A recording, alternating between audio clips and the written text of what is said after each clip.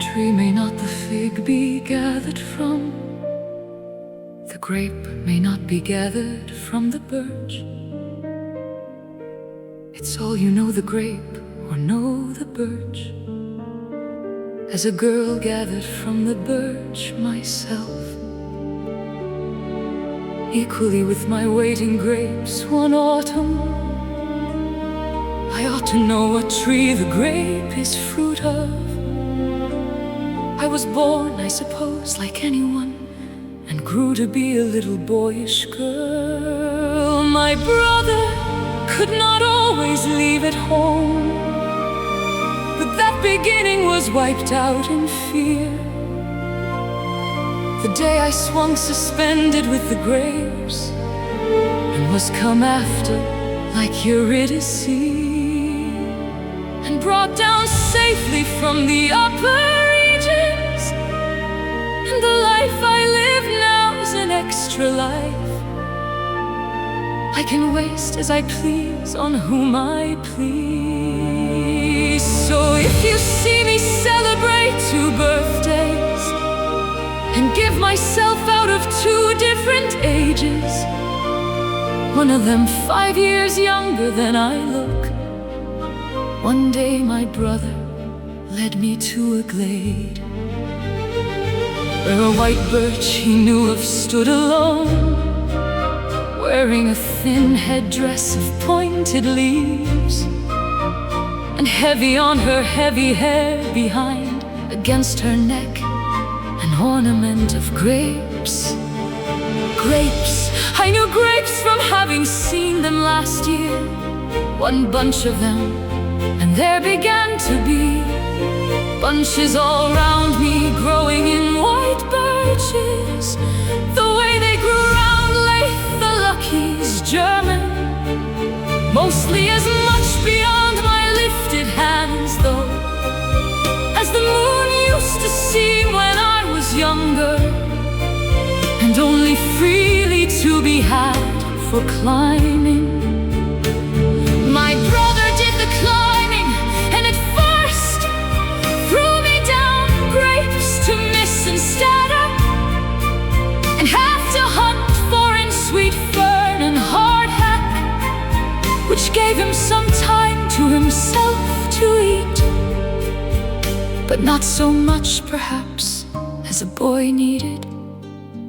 So then, to make me wholly self-supporting, he climbed still higher and bent the tree to earth, and put it in my hands to pick my own grapes. Here, take a treetop, I'll get down another. Hold on with all your might when I let go. I said I had the tree, it wasn't true. The opposite was true, the tree had me. The minute it was left with me alone, it caught me up as if I were the fish, and at the fish pole, so I was translated to loud cries from my brother of, let go. Don't you know anything, you girl? Let go.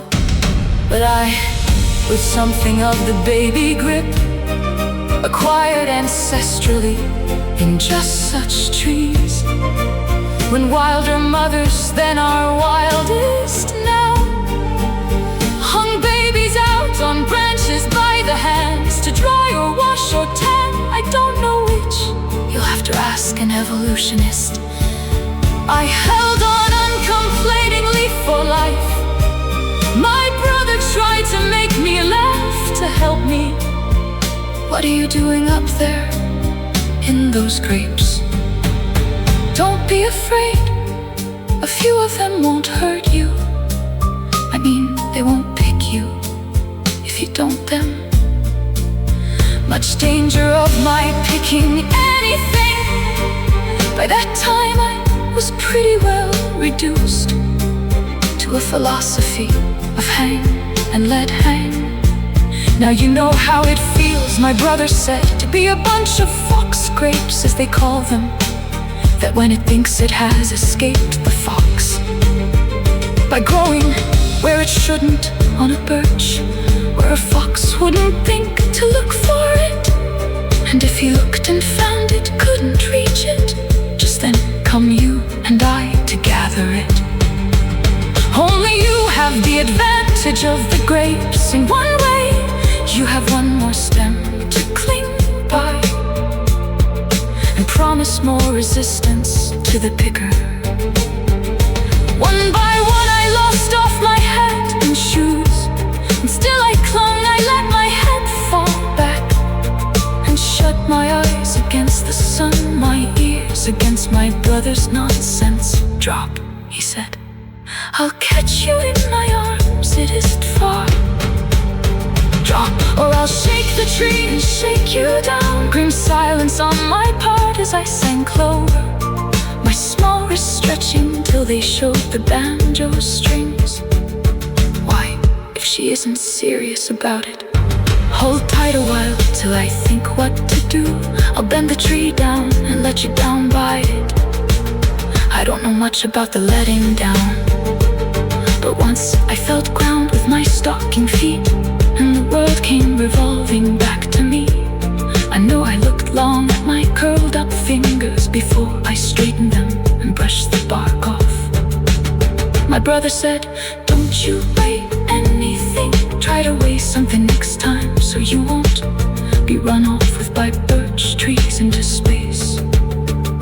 It wasn't mine not weighing anything so much as mine not knowing anything.